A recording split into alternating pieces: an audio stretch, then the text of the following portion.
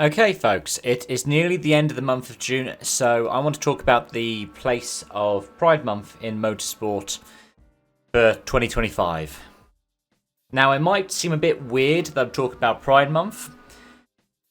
For those of you who follow my channel for a while, I have in the past talked about the mishmash of politics and motorsport. Nowadays, I do that a little bit more through rules and regulations, do that a little bit more through talking about things in the general notice segment. So I talk about the politics of motorsport.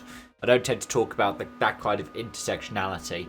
Sometimes I talk about bits and pieces like F1 Academy, but often nowadays when I'm trying to do these stories which talk about how diverse the world of motorsport is and how accepting people in the world of motorsport are, it gets really tricky.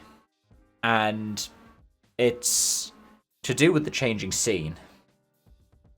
And you just look around and see that even more in the past year. Now, I live in the UK. So the big thing in the UK for the past year is probably the Equality and Human Rights Commission ruling regarding trans people. Or the, to put it in a more broader term, the definition of a woman. And whilst this was something that was celebrated by some members of the queer communities, it was something that generally made it trickier for Pride to be as prevalent as it is.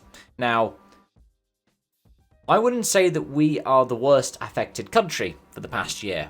I would say that probably still has to go to the United States.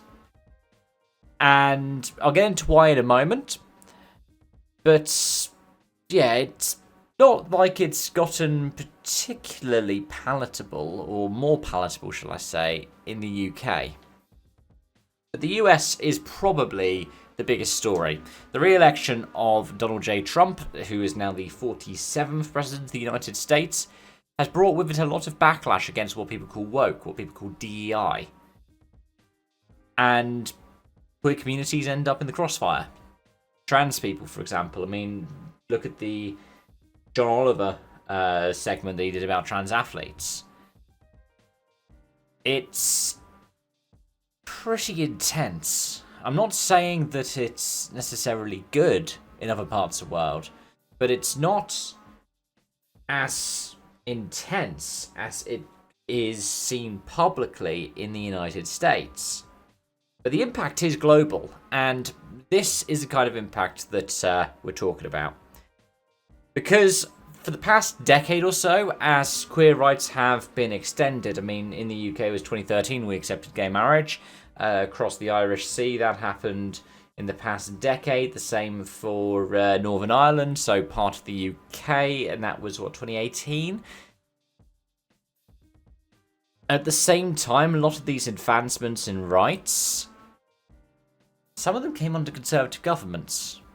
In fact, the changes to the law that brought in gay marriage, whilst it was something that happened under the coalition, it was something supported by the Liberal Democrats, was also supported by Prime Minister at the time, David Cameron. Some of the more progressive laws about, for example, teaching same-sex relationships as equal to heteronormative relationships, that was done by Theresa May, the person who wanted to change the image of the Conservative Party away from what she called the Nasty Party, back in 2002. The year before, the Conservative leadership of Ian Duncan Smith at the time voted against repealing Section 28, which banned the promotion of homosexuality in schools. So, it's a cross-partisan thing historically in the UK. In the US, it's a bit different. But the impacts are a lot more global. Because what you find is that the companies that sponsor Pride celebrations aren't sponsoring them this year. Now, they can blame all kinds of other things, from the tariffs to cost of living and stuff like that. But in reality, it's because it's become less palatable for these companies to do the sponsorship. I mean, if you're an F1 fan, you'll see that Mercedes still had its its three-pointed star go in the kind of rainbowy colours that we first saw in 2020 or 2021, in the height of the kind of re-racers one movement in Formula One. But I looked through their Twitter feed and I searched the word pride. That didn't come up in the past month. Perhaps the most telling is NASCAR, which used to celebrate it every year. But you can see that it comes up every year. Since I think 2020? But there's not a single Pride post for 2025. If you look up at NASCAR and Pride, the most prevalent tweet that I saw was when Denny Hamlin won a race and somebody said, "Oh, it's Pride Month, of course Toyota's going to win, Toyota are gay." Which I found utterly bewildering. But it's the way the world is at the moment. And that's something that people are just going to have to accept. It is tougher for people to exist in public life as queer at the moment.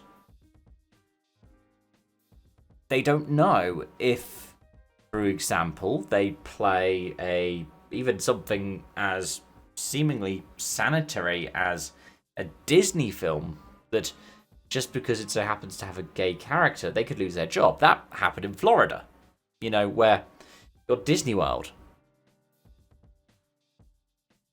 I mean, it's even come across here. One of the things that's been big in the UK is pantomime culture and the role of the dame. But there are now some people who are like, "Oh no, we don't like the dame in panto because it's woke DEI." It's so bizarre to see. Because these are things that, growing up, they were just almost British institutions. So it is getting tougher. And there are so many things that were seemingly apolitical for decades that are now suddenly on the table as parts of political debate. Well, I don't want to scare people into thinking that this is all bad, that there is no progress, and actually there's been a regression of queer communities in terms of representation in motorsport, because whilst it's gotten tougher, there have been some elements of progress in the past year. I think the headline one that stands out for me, outside of places I'm more passionate about, like something like Racing Pride, where I've seen so many more ambassadors for Racing Pride in this past year popping up, that is absolutely wonderful, was the fact that Ralf Schumacher came out. Brother Michael Schumacher, F1 race winner.